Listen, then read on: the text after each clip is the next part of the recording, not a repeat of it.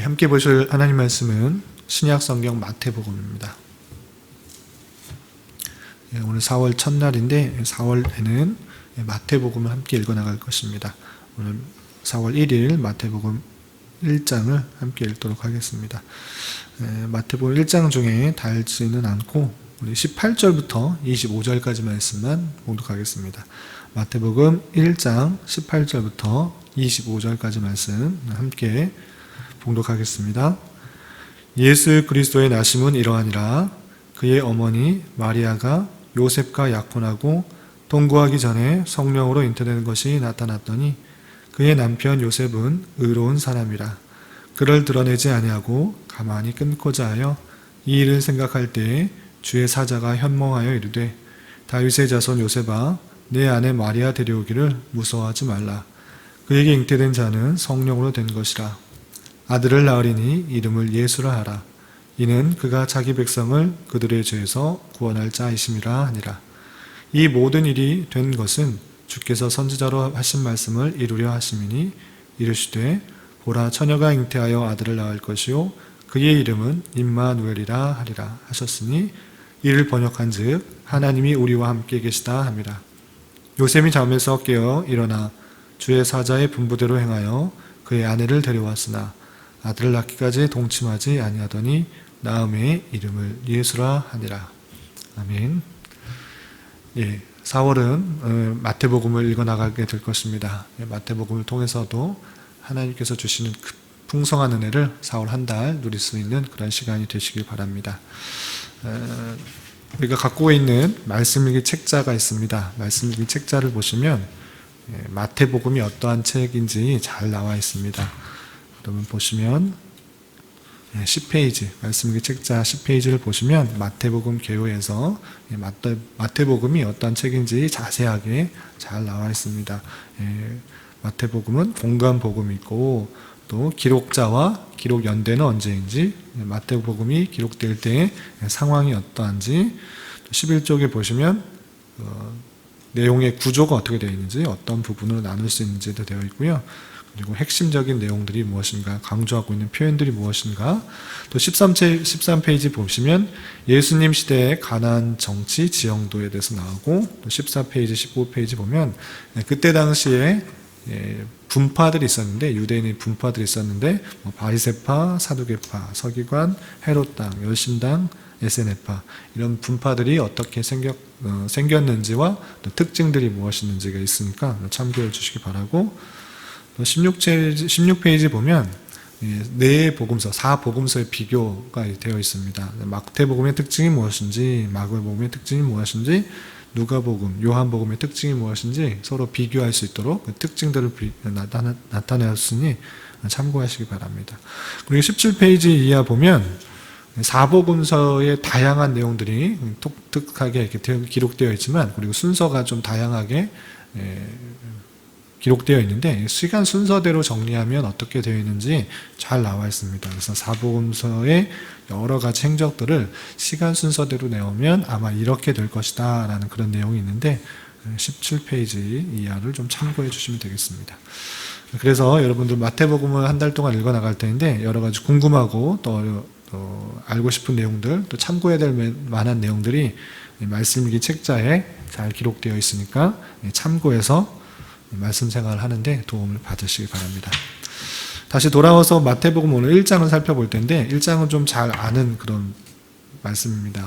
성경을 읽어 나갈 때 신약 성경의 맨 첫 부분이기 때문에 많이 또 읽던 그런 부분들이라고 할 수 있는데, 그것을 통해서 오늘 날 어떤 것들도 생각해야 될지 좀 알아보는 그런 시간을 갖도록 하겠습니다. 우선 1장은 크게 두 부분을 나눌 수 있습니다. 1절부터 읽지는 않았지만 17절까지는 예수님께서 어떠한 계보에 따라서 나시게 되었는가, 그러니까 아브라함부터 예수님까지의 계보가 어떠한지를 잘 표현해 주고 있습니다. 그런데 왜 이렇게 계보를 이렇게 표현해 주었는가, 아브라함부터 예수님까지 왜 계보를 표현했는가라고 했을 때는 마태복음 특징 중에 하나라고 할 수 있는데, 이것은 다른 1차 독자가 다른 사람이 아니라 이스라엘의 그런 역사를 잘 알고 있는 사람, 유대인들에게 쓴 그런 복음서이기 때문에 그렇습니다. 그래서 유대인들이 아브라함이라는 이야기 듣고 또 다윗이라는 이야기를 들었을 때 구약 시대에 계시되었던 또 예언되었던 우리의 조상들로부터 이어지는 그런 말씀이구나라는 것들을 잘 깨닫게 해주기 위해서 아브라함부터 이어지는 그런 그들의 조상으로부터 이어지는 그 예수님에 대한 족보를 표현해주고 있는 것입니다.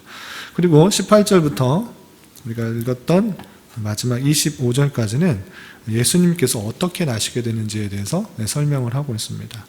그 내용을 통해서 또 하나님께서 구약 시대에 예언하였던 그 내용들이 실제로 이루어졌다라는 것들을 다시 한번 이렇게 표현해주고 있는 것입니다. 그런 특징들을 좀 더 구체적으로 살펴보도록 하겠습니다. 우선 1절부터 17절까지는 예수 그리스도의 계보에 대해서, 족보에 대해서 설명하고 있는데 세 가지 특징이 있습니다. 첫 번째는 그 기원을 아브라함과 다윗으로부터 이어져 내려온다는 그런 특징입니다. 1절에서 보면 아브라함과 다윗의 자손 예수 그리스도의 계보라라고 하고 있는 것입니다. 그러니까 2절에서도 시작하는 것처럼 아브라함부터 그의 족보가 이어지는 것으로 이렇게 표현해주고 있는 것입니다. 2절 보면 아브라함이 이삭을 낳고 이삭은 야곱을 낳고 야곱은 유다와 그의 형제들을 낳고 하는 것처럼 아브라함을 그 기원으로 두고 그 다음에 그 계속 계보가 이어지는 것으로 표현하고 있고, 그리고 중간에 보면 또 다윗의 계보를 잇는 것으로 이렇게 표현하고 있습니다. 아브라함과 다윗으로부터 이어지는 그런 계보, 족보가 나타난다는 것을 통해서 알 수 있는 것은 이것들이 이스라엘 백성들이 구약에 예언되었던 자신들의 그런 조상이라고 생각하고 있는 아브라함, 그리고 다윗의 계보를 이어서 메시아가 나올 것들을 예언했는데 그것들이 실제로 이루어지고 있다라는 것들을 표현해주고 있는 것입니다. 실제로 어디에서 그렇게 나타났는가, 성경 어디에서 아브라함과 다윗의 후손을 통하여서, 자손을 통하여서 메시아가 날 것을 예언했는가, 그것을 보면 성경 여러 군데 그런 예언들이 있지만 몇 구절만 살펴보면 창세기 12장 3절에 보면 하나님께서 아브라함을 부르실 때 약속하셨던 그 내용들을 보면 이런 표현이 있습니다. 창세기 12장 3절 보면 너를 축복하는 자에게는 내가 복을 내리고 너를 저주하는 자에게는 내가 저주하리니 땅의 모든 족속이 너로 말미암아 복을 얻을 것이라 하신지라 라고 되어 있습니다. 그러니까 아브라함을 통해서 내려오는 그런 복들의 내용들이 단순히 아브라함 때에 그치는 것이 아니라 그의 자손들을 통하여서 내려오는 그런 하나님의 자손들의 번성함과 풍성함, 그런 복을 받게 되는 그런 내용들이 있을진데 그것들이 계속 이어져 내려오는 것으로 설명하고 있는 것입니다. 또한 사무엘하 7장 13절을 보면 이런 표현이 있습니다. 사무엘하 7장 13절을 보면 그는 내 이름을 위하여 집을 건축할 것이요 나는 그의 나라 왕위를 영원히 견고케 하리라 되었습니다. 그래서 다윗이 성전을 지으려고 할 때 직접 짓지 못하고 그의 후손을 통하여서, 그 자녀를 통하여서 성전을 건축하게 되고 또 그로 말미암아 나라가 견고하게, 영원히 견고하게 될 것이다 라는 그런 말씀을 하셨는데, 단순히 솔로몬으로 그치는 것이 아니라 다윗의 자손이었던 아들이었던 솔로몬에 그치는 것이 아니라 그의 자손을 통하여서 하나님의 나라가 영원히 견고하게 될 것이라는 것들을 표현해 주는 구절로서 이스라엘 백성들은 이해하고 있는 것입니다. 그러할 때 아브라함과 다윗의 자손 예수 그리스도, 그 예언되었던 그 모든 내용들이 이어지는 족보이다라고 설명을 하고 있는 것입니다. 그래서 구약 시대에 예언되었던 그 내용들이 실제로 이어지고 있다라는 것들을 보여주기 위해서 계보들을 표현했다라고 이해하시면 될 것입니다. 또 두 번째 특징은 당시에는 여자라고 하면 사람을 세는 그런 수에도 포함되지 않을 정도로 이렇게 천시되는 경향이 또 있었는데, 그런 그런 입장에서 보면 이 계보에 여자의 이름이 들어갔다라는 것들은 특징적이라고 할 수 있습니다. 총 4명의 여인의 이름이 등장하는데 다말, 라합, 룻, 우리 아이 아내, 마리아, 이 네 명이나 이렇게 표현되고 있는 것을 볼 수 있습니다. 그만큼 하나님께서는 그때 당시에 사람의 수로 치어지지도 않는 그런 여자의 이름까지도 포함하면서 하나님께서 다양하게 많은 사람들을 통하여서 차별 없는 그런 은혜를 통하여서 하나님께서 그 계보를 이용하여서 나타나셨다라는 것들을 살펴볼 수 있습니다. 그래서 하나님의 복음이 어느 나라에 어떤 지위의 사람이든지 차별 없이 부어주어서 하나님께서 사용하셔서 그 일들을 이루어 나가시는 하나님의 특징들을 생각해 볼 수 있습니다. 그래서 계보에는 4명의 여인이 등장하셔서 하나님께서는 그들까지도 사용하여 주셔서 은혜를 내려주셔서 하나님의 자녀들을 하나님의 메시아가 나시는데 사용하셨다라는 것들을 이해하시면 될 것입니다. 그리고 예수님의 족보의 또 한 가지 특징은 세 번째 특징인데 14대씩 끊어지고 있다라는 것입니다. 17절에 보면 그런즉 모든 대수가 아브라함으로부터 다윗까지 14대요 다윗부터 바벨론으로 사로잡혀갈 때까지 14대요 바벨론으로 사로잡혀간 후부터 그리스도까지 14대더라 이렇게 되어 있습니다. 이렇게 딱 14대씩 끊어서 이렇게 말을 하고 있는데 실제로 14대로서 끊어지는 것이 아니고 이것은 문학적 기법으로 더 극적인 효과를 나타내기 위한 그런 장치로 이해하시면 될 것입니다. 그러니까 실제 여기서 낳고 이렇게 아주 14대 이렇게 표현하고 있지만 실제 이 낳고라는 것이 직접적인 아들로 표현될 때 낳고라는 말도 쓰이지만 그 자손의 계대를 잇는 다음 자손에게도 표현되는 그런 단어라는 것들을 이해해야 될 것입니다. 그래서 바로 직계자녀에게 한정적으로 쓰는 단어가 아니고 낳고라는 것은 대를 이었다라는 그런 표현으로서 그의 자손이 누구다라는 것들을 표현할 때 낳고라는 것을 사용한다라는 것입니다. 그렇기 때문에 여기서 낳고 누가 누구를 낳고 누가 누구를 낳고라고 했을 때 직접적인 아들로서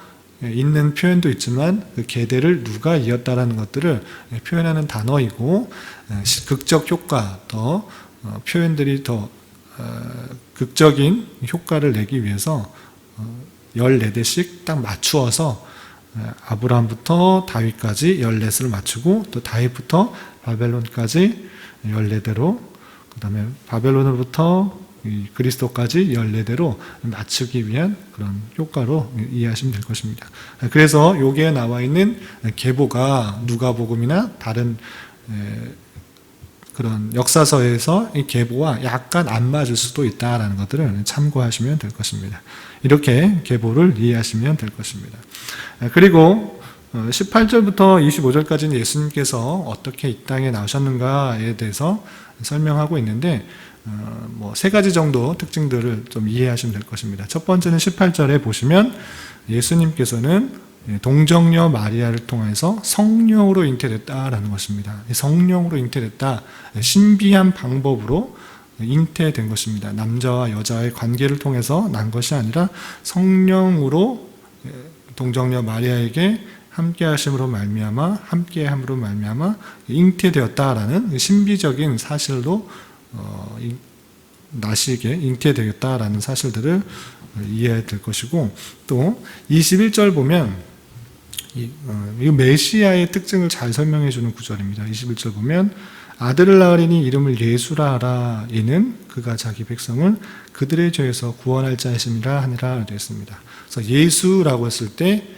죄에서 구원할 자로 그치는 것이 아니라 자기 백성을 그들의 죄에서 구원할 자이심이라 라고 하고 있는 것입니다. 그래서 예수라고 했을 때는 모든 사람, 이 세상에 태어난 모든 자가 아니라 하나님의 백성이 있을진데 그 하나님의 택하신 백성들의 죄를 사해 주시기 위해 오신 것이다. 그러니까 이 땅에 태어난 모든 사람들을 위한 희생과 그런 죽으심이 아니라, 성육신과 죽으심이 아니라 하나님의 택하신 백성들을 구원하시기 위하여 그 죄값을 담당하시기 위해 오셨다라는 그런 특징들이 있다라는 것들을 잘 알아야 될 것입니다. 예수님의 피가 헛된 것이 아니라 사람의 믿지 않음과 믿음에 따라서 구원되는, 그건 좌우되는 것이 아니라 오직 하나님께서 택하신 백성이 있고 그의 백성을 사랑하시는 그 사랑의 표현으로 예수님께서 오셨고, 예수님께서 성육신하셔서 또 십자가에 달려 돌아가시는 것들은 자기 백성을 그들의 죄에서 구원할 것이다 라는 것들을 표현해 주기 위해서 예수라고 표현되고 있다라는 사실들을 잊지 말아야 될 것입니다. 또 25절 보면 이런 표현이 있습니다. 보라, 처녀가 잉태하여 아들을 낳을 것이요 그의 이름은 임마누엘이라 하리라 되어 있습니다. 임마누엘 뜻이 무엇인가 계속 읽어보면 이를 번역한 즉 하나님이 우리와 함께 계시다 함이라 라고 있습니다. 하나님께서 우리와 함께 계시다라는 것들을 구약시대는 성전 안에 언약궤를 통하여서 그나마 조금이라도 느낄 수 있는 그런 형식이었습니다. 그렇지만 그것도 불완전하고 하나님이 우리와 함께 계시다는 것들을 더욱더 구체적으로 알려주시기 위해서 예수님께서 이 땅에 오신 것입니다. 성자 예수님께서 이 땅에 성육신 하심으로 말미암아 그가 우리와 늘 함께 하신다는 것들을 실제적으로 눈으로 보여주시고 깨닫게 해주시기 위해 이 땅에 오신 것입니다. 하나님이 우리와 함께 하시다, 그것들을 잘 보여주시기 위해서 예수님이 오셨다라는 사실들을 기억해 보면서 그만큼 우리와 함께 계시는 하나님을 잘 깨닫는 자로서 있어야 될 것입니다. 지금은 눈에 보이는 예수 그리스도께서 있지는 않으시지만 부활 승천하셔서 하늘 보좌 우편에 계시는 그 예수님께서 우리와 함께 계시며 우리와 늘 동행하여 주시고 우리를 지켜보아하신다는 그 사실들을 잊지 말고 늘 임마누엘 하나님과 함께 살아가는 그런 자가 되어야 될 것입니다. 마태복음 1장을 통해서 우리를 위해서 우리를 얼마나 사랑하시는지를 보여주시기 위해서 성자 하나님께서 이 땅에 오신 성육신 그 사건들을 잊지 말아야 될 것이고, 그 하나님께서 임마누엘의 하나님, 우리와 함께 계시는 하나님이라는 사실들을 잊지 말고 오늘도 주님과 동행하며 주님과 함께 오늘 하루도 힘차게 살아가야 될 것입니다. 이런 은혜가 저와 여러분들 가운데 함께하기를 진심으로 기원합니다. 기도하겠습니다. 하나님 아버지 감사합니다. 오늘 말씀을 통해서 구약에 예언되었던 메시아가 아브라함의 자손을 통해서 예수 그리스도로 이어져 성취되었음을 살펴보았습니다. 주님께서 우리를 위하여 이 땅에 오신 것에 대하여 감사하게 하여 주시고 그분께서 우리와 함께 계시다는 것을 잊지 않고 이 땅을 살아가는 자 되게 하여 주시옵소서. 주님, 코로나19 바이러스로 인하여 세계적으로 많은 피해가 발생되고 있습니다. 주님, 긍휼히 여겨주시고 하루 속히 진압되어서 일상적인 회복이 있을 수 있도록 주님 인도해 주시옵소서. 특별히 이번 달에는 총선거가 있습니다. 모든 성도들이 관심을 갖고 기도하게 하여 주시고 하나님을 두려워하며 자유와 평화 속에 진정으로 국민들을 위하는 정치인들이 선출될 수 있도록 주님 주장하여 주시옵소서. 주님께서 이곳에 교회를 또한 기축하도록 인도하여 주셨사오니 지역사회에 선한 영향력을 끼치게 하시며 주님 한 분만으로 만족하며 주님의 뜻을 이루어드리기에 부족함이 없는 교회가 되게 인도하여 주시옵소서. 주님, 교회는 육체적으로, 정신적으로, 경제적으로 사람과의 관계 문제 등으로 힘들어하고 어려워하는 지체들이 있습니다. 주님 함께하여 주시고 겪고 있는 상황 속에서 주님의 신실하신 섭리의 손길들을 느낄 수 있도록 인도하여 주시옵소서. 오늘 저녁에 있게 되는 수요 성경 공부 시간에도 주님 말씀을 잘 공부하여 주님의 말씀을 잘 이해하게 하여 주시고 주님을 더욱더 잘 섬기는 기회가 되게 하여 주시옵소서. 이 시간 각자 간구하는 기도 제목 주님께서 들으시고 가장 선한 것들로 응답하여 주시옵소서. 예수님의 이름으로 기도드리옵나이다. 아멘.